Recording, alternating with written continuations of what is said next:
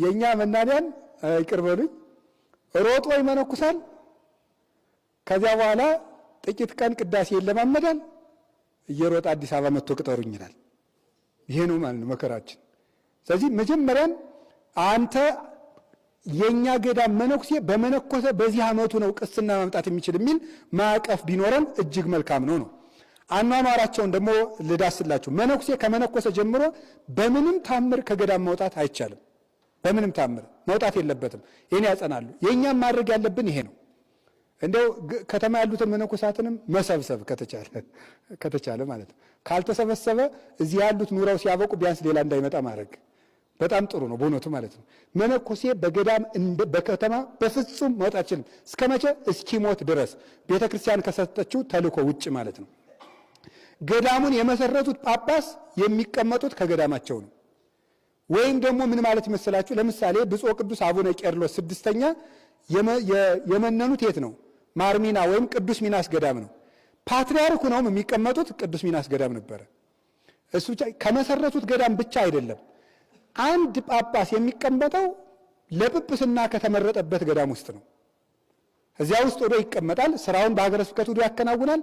መጨረሻ ውሎ መሰንበቻውን የሚያደርገው የሀገረ ስብከቱን መመሪያ ከሰጠ በኋላ ሄዶ የሚቀመጠው የት ነው? ከመነኮሰበት ገዳም ለጵጵስና ካበቃው ገዳም ውስጥ እዚያ ሄዶ ይቀመጣል ማለት ነው። ይሄ ደግሞ የሚያፈራው ነገር ደግሞ አለ፣ በኋላ እናመጣዋለን። ያ ጳጳስ የሾማቸው ዲያቆናት፣ ቀሳውስት ደግሞ የአባታችን ገዳም እያሉ እዚያ ገዳም ይመላለሳሉ። ቀሳውስቱም ዲያቆናቱም ያን ገዳም ደግሞ ይደግፉታል፣ ይወዱታል፣ ይመላለሱበታል። ስለዚህ ዲያቆናቱ የሚመንነው ለመመነን ይኖራል። ቢያገባ ከነንሳ ልጆቹ ያን ገዳም ይጠብቃል። በዚህ በሊቀ ጳጳሱ ፍቅር ምክንያት ማለት ነው።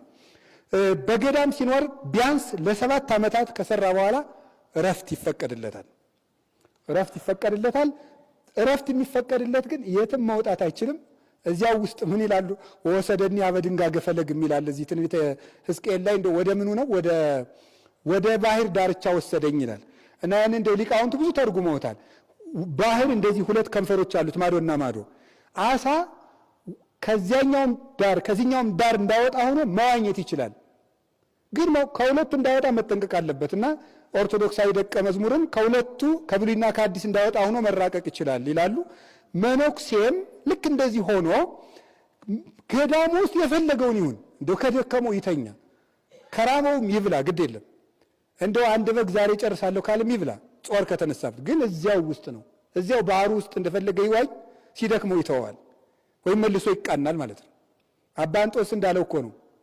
አባቴ ሌሊት እንቅልፍ እያስተኛ እያደረ ሰይጣን አለው ብቻ